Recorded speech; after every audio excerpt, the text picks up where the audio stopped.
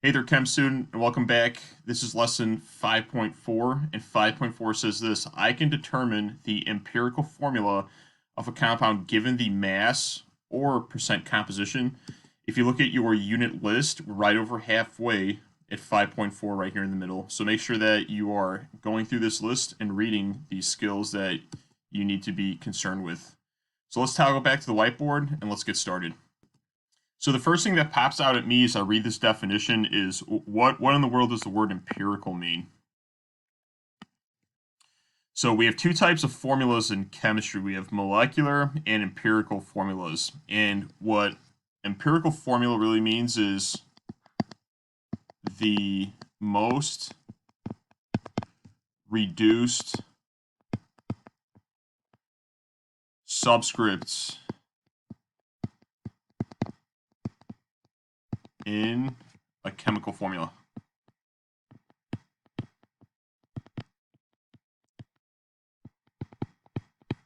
So I think it would be helpful to write down a few examples here.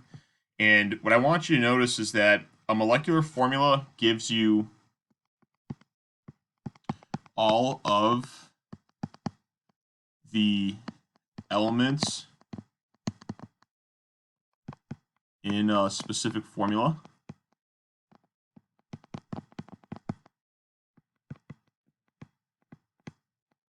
And basically, when we write an empirical formula, what we want to do is we want to check the numbers here and see if we can find anything to divide these numbers by that's in common, and then come up with the formulas. For example, 4 and 10 can be split in half by 2, okay? So 4 divided by 2 gives us 2, and then 10 divided by 2 gives us 5. So the molecular formula was P4O10. The empirical formula will be P2O5. If we look at water next, H2O, there is no subscript right next to the oxygen. It's just assumed that there's one oxygen. And whenever you get this kind of scenario, this formula cannot be reduced. So what you'll notice is that the molecular formula in this case is the empirical formula. If I go to the next one again, notice I have a 2 and a 4. Both of these are divisible by 2, okay, so I can divide 4 by 2 and 2 by 2, and what that gives me is N1O2. So this list kind of continues with this trend, and you can kind of do the math with the rest of these, but that's all that means. Molecular is a formula that accounts for every single element particle in a compound, whereas the empirical formula takes the molecular formula and reduces it by a common divisible number. So the technique I'm about to show you, it'll help us come up with, again, the empirical formulas, not the molecular formulas. And you'll kind of see how the problem is structured here in just a moment. And what we want to do is really focus in on finding the empirical formula given a mass. So this percent composition will come in an extension video. That problem is not as common as you getting masses, okay, is part of the problem. And what we'll do now is we'll write a few steps to give us an idea of how we need to tackle these problems. All right, so here are the steps that we will need to solve these problems. And here's step number 1. Okay, find molar masses of elements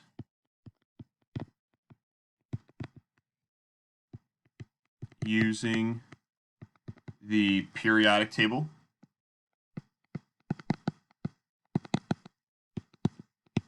So that's step number 1. Okay, step number 2 is convert from mass to moles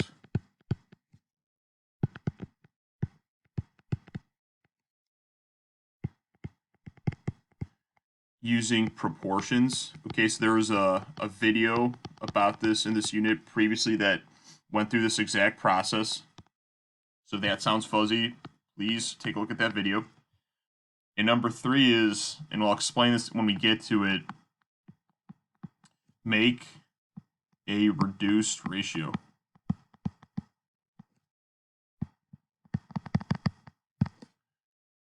So these are just a bunch of words now, but as we go through a problem and we flow through it, then these words will start to kind of take on meaning. So this is a good time, again, pause the video, please write these things down, and then unpause the video, and we will move to question number 1. All right, so here's how a sample question reads, and it reads like this. Find the empirical formula of a compound containing 32 grams of bromine and 4.9 grams of magnesium. So we have 2 masses, and again, what we want to do is take these masses and convert them over to moles. So we'll have 2 kind of horizontal lines of work that we'll start, okay? So let's write down our first given. And again, I know this is an empirical formula problem because they straight out ask me what? Find the empirical formula. So we have 32.0 grams of bromine, and what I have is this 4.9 grams of magnesium. So let's go ahead, let's set up these proportions.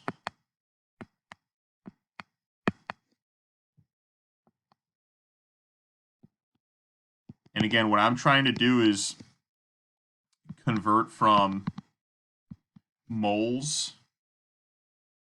from grams to moles. So let's figure out what 1 mole of bromine weighs. In order to do that, what I have to do is take out my trusty periodic table. I look up bromine, and what does it say? 1 mole of bromine will be 79.904 grams. So let's go ahead, let's write that in. So 1 mole is 79.904 grams. Perfect. Okay. And then remember, what I want to do is solve for moles. So moles would be my x because that's what I'm looking for. Okay. And then they gave me a mass, so I can write in that given piece of information here, 32.0 grams. And remember, what you want to do is go ahead and cross multiply and then solve for x.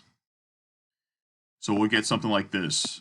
X times 79.904. This is equal to 1 times 32.0. So 1 times 32 is just what? 32, okay? And then remember, x is multiplied by 79.904, so I can't just subtract it. What I have to do is what? Divide. And remember, whatever you do to one side, we got to do to the other. So let's divide 32 by 79.904. So you can tell right away we're not going to have a full mole. It will be a fraction. Let's figure out what that comes out to. So I grab my trusty calculator, 32 divided by 79.904. That gives me 0.40 moles of bromine. So now what we want to do is continue the same process, but for a different element. We will be dealing with magnesium now. So remember, I want to figure out what 1 mole of magnesium weighs. So take a look at the periodic table. Okay, here's magnesium. 24.305 is 1 mole of magnesium.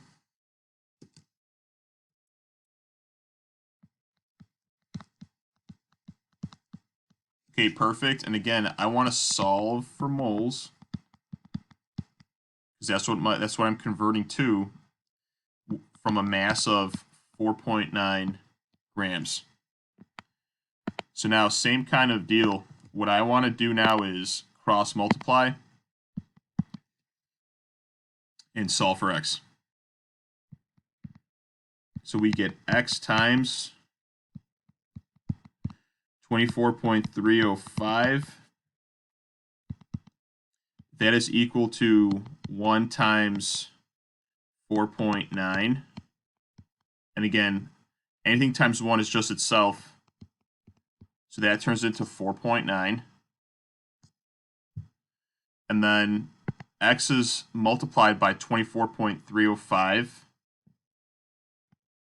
So let's go ahead, let's divide by that.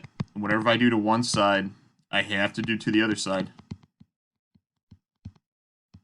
So let's figure out how many moles I have. So 4.9 divided by 24.305 is going to equal 0.20 moles of magnesium. All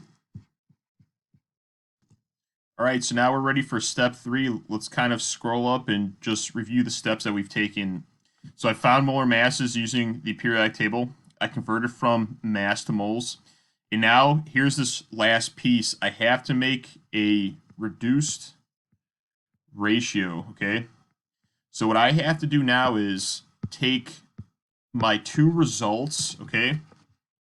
One is shown here, and one is shown here. And what I have to do is make a ratio that's reduced. So what that simply means is take these numbers,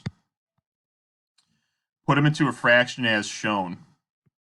0.4 divided by 0.2, okay?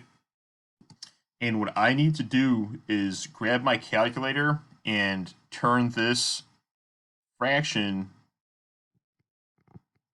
into a decimal or a whole number. So let's go ahead, let's do that.